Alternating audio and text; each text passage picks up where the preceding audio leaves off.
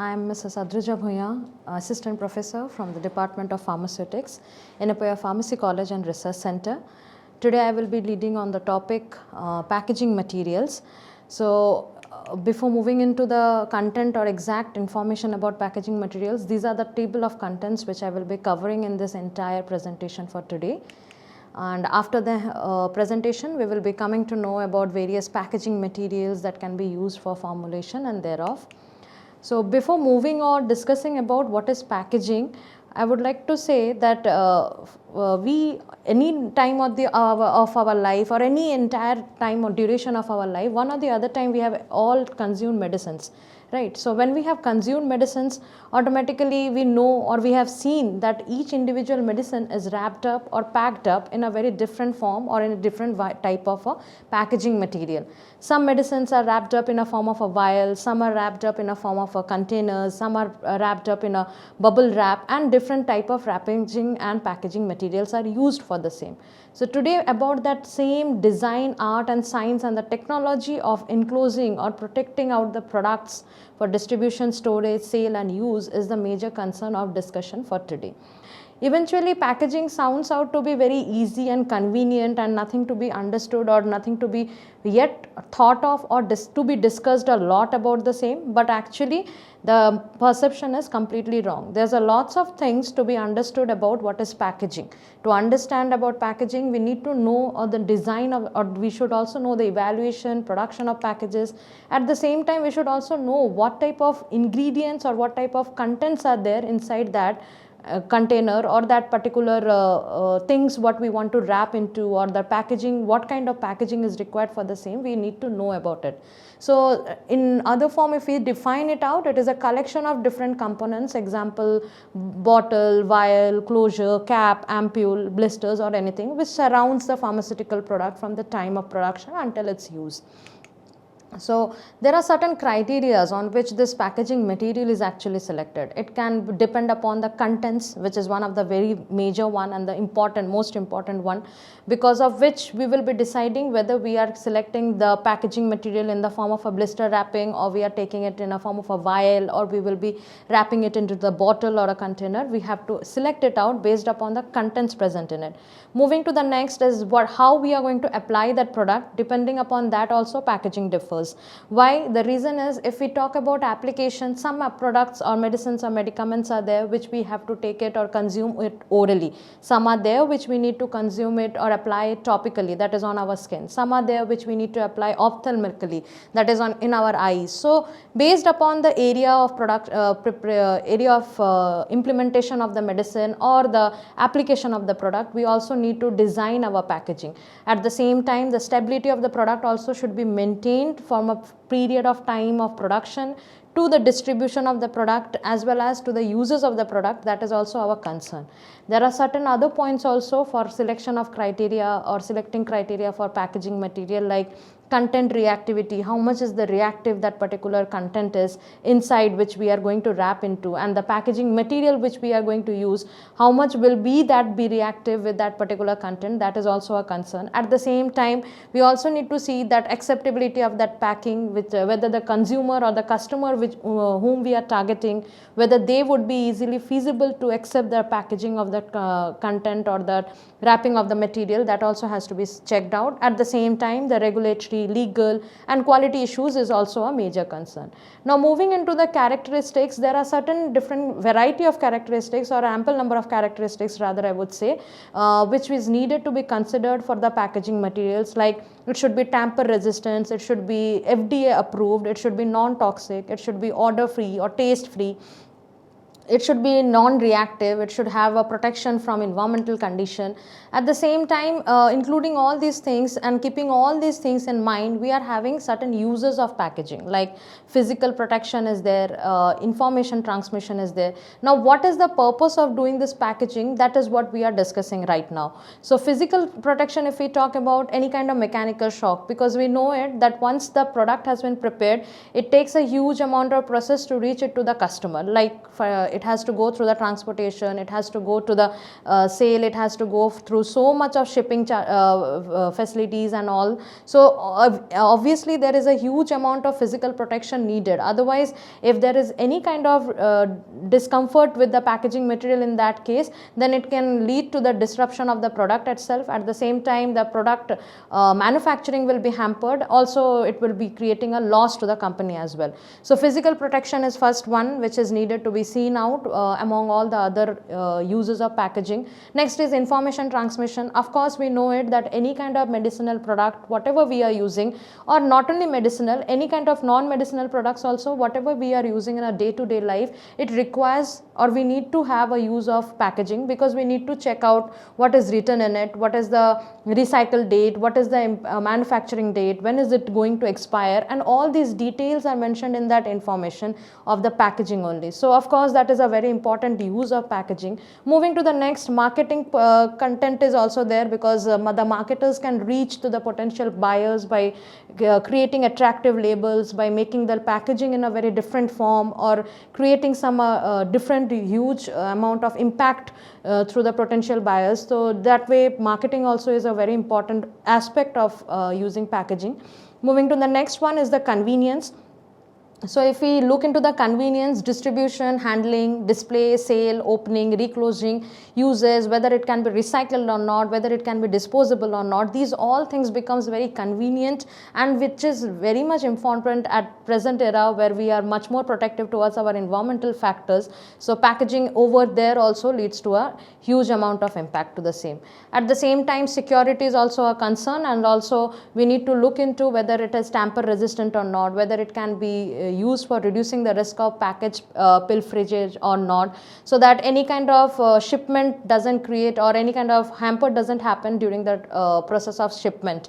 So this is what about the uses of packaging. Moving to the types of packaging, actually there are three different types of packaging. So first one is the primary packaging. So in an example form I would like to explain. So for example, if we are taking a syrup container, so the container of the syrup, that is a vial of that syrup, is a container of that syrup is actually the primary packaging, because our entire syrup is held into that particular container only. So that is called as the first involved product that holds the product inside it. So that is the smallest unit of distribution. Example can be ampules, vials, containers, or anything. Moving to the next is the secondary packaging. Now when we have already prepared 10, for example 10 syrup containers, to put that 10 syrup containers into a cartoon boards or a paper boards, that particular packaging or wrapping method is known as secondary packaging box. So that is called as, examples can be such as paper and boards, corrugated fiber, box or something. And moving to the next is a tertiary packaging, which is actually for bulk handling. Once our 10 syrup containers has been wrapped up, that cartoon box to be transferred into a bigger cartoon box or a bigger shipment or a warehouse, we need to have a proper tertiary packaging of the same.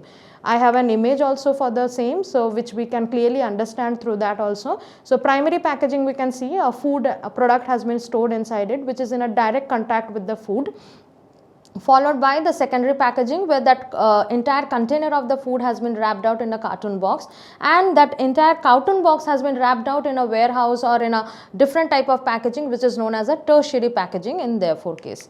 So now moving to the components of packaging. If we look into the components, or you can say in other terms, it is a different type of packagings which are available. So it can be in a form of a container, based upon just now as we have discussed that depending upon the type of a product which is placed or enclosed inside it, we will decide whether it will be a container or it will be a closure or it will be a vial. So containers, again based upon the type of a drug or based upon the reactivity of the drug, we will decide whether it will be a glass container or a plastic container. Next is closures, depending upon the device, whether it has to be tightly packed up or it has to exclude the oxygen, carbon dioxide, or the moisture content should be prevented out, loss of water should be prevented out, or any volatile substances there. In that case, we need to go with the packaging of type of a packaging which is known as closures. Moving to the next is cartoon boxes. Again, depending upon the for getting protection against environmental hazards, we need to go for this cartoon boxes. Moving to the next is the box, that is cardboard box or a wooden box, based upon the type of a product. Again, we will be selecting this component of packaging also. Now moving to the type of packaging materials. So there are ample number of variety of materials which are available, which can be used as a packaging material based upon the type of the product. Again, I am repeating it out. So depending upon the type of the product or type of the material which we are packing inside it, we will be deciding the types of packaging material. So examples, different types such as glass, metal, rubber, plastic, fibrous, film, foil, laminates, these are certain types. So I will just give a brief about each individual in this.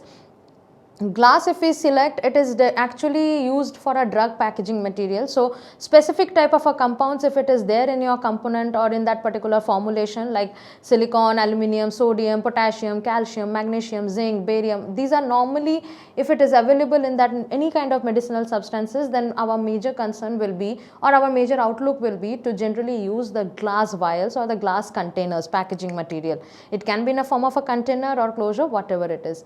Moving to the next, what is the advantage of using glass? Now of course they are hygienic, much more sterilized, they are non-reactive, we know it very well. At the same time, it can be also used on high speed packaging lines, they are transparent also, eventually they give good or better protection also, they can be easily labeled out, people can see and observe out from outside only what is the content inside that. So these are certain advantages. Moving into the disadvantages, it is relatively heavy. So carrying anywhere, it becomes little bit difficult. Eventually, as it is glass, so of course the question of fragility is also one. So it is fragile, so it can easily break down. Eventually it releases alkali also to some type of aqueous preparations, though it is non-reactive, but rarely in some cases it has been observed as well. Moving to the next type of packaging material, like metals. So metal containers normally can be used for medicinal products like non-parenteral administration, or if any metal is strong, opaque, impermeable, these type of cases we can use ideal. They are for ideal packaging material for pressurized containers also. It should be resistant to high as well as low mixtures and all. So metals can be used in those cases. They also include using tubes, that is packs made from foil or blisters, or any cans or aerosol, or any aluminum and stainless steel are normally used or as a metal of choice for both primary as well as secondary packaging. Eventually, in the example also of primary packaging, what I have shown, that the food material is being packed into the tin boxes, so that also goes either with the aluminum or the stainless steel. So for an excellent tamper evident containers, we normally go for metal containers or metal packaging materials. Moving to the aluminum, which is one of the thickest aluminum which is used for rigid containers such as aerosol cans or effervescent tablets. So we do use these type of containers. One prime example of the same is any kind of fumal products like any kind of perfumes or deodorant which we normally use. So intermediate thickness are there, so whenever mechanical integrity is involved, so it important, but the pack should be capable of being eventually reformed also under a reasonable force. Moving to the next type of a packaging material, that is rubbers. They are also excellent material for forming any seals or for giving a closure to any seal. They are also known as bunges for vials. Eventually they are similar applications such as type of a gasket we can say in aerosol cans. So some of the cans we have seen where when we just open it out, it releases out the gas. So that type of a gasket sealing is also done by the use of rubbers. Category of rubbers are also there in that case. Natural rubbers, which are used for injectable products as rubber as reusals or multiple insertion of needle, whereas in case of synthetic rubber, we use it for repeated insertion of needles, example silicone or butyl or bromobutyl, etc. Moving to the next type of packaging, that is plastics. Now there are several classes of plastics which can be used for packaging materials, like such as thermoplastics or thermosets. Now defining thermoplastic, if I go, they are capable of being shaped after initial heating also, and they solidify very easily after getting cooled down. So they are resistant to breakage, and they are eventually cheap also to produce or provide any right plastics. So example can be polystyrene or polyethylene and all. Thermosets are also one of the type of plastics which are used for packaging, such as they need heat, but for processing into a permanent shape, but during heating such materials they form some permanent crosslinks between the linear chains, so they result in solidification and loss of plastic also, so plastic flow as well. So example is phenolic, urea, or which are representative of thermosets. Uses, they can be used for packing, including rigid bottles, tablets, capsules, and all many more such as. Advantages, if we see, they are much lesser expensive than glasses. They are easier for transportation because they are not that heavier in weight. Their risk of breakage is not at all there. They are flexible, eventually they are light in weight. But disadvantages are also there. They are chemically inert, so they are not as impermeable to gas and vapor. At the same time, they possess a certain kind of electrostatic charge also, which will attract the particles. So these are certain advantages and disadvantages of using plastic as the packaging materials. Moving to the next is the fibrous materials. They are also important part of pharmaceutical packaging, but includes paper, label, cartoon, bags, outers. These all materials comes under fibrous materials. And the qualities, moving to the next type of packaging is called as containers. So these are also a type of a packaging, not material I would say, but actually a type of packaging items which can be used for packing up the products. So when we are selecting any container, then what should be the quality of a good container? That also we need to look into. So the container must not interact or react physically or chemically with the substance. Of course, that is a very initial and a basic requirement. At the same time, it should help in maintaining the stability of the product. That product quality should not get deteriorated for the time being, or once it has been kept into that container, eventually if it is being used after 2 months or 3 months, the quality or the stability of the product should not get hampered. That is one very important quality of a good container. At the same time, it should withstand that same pressure and temperature which has been given for.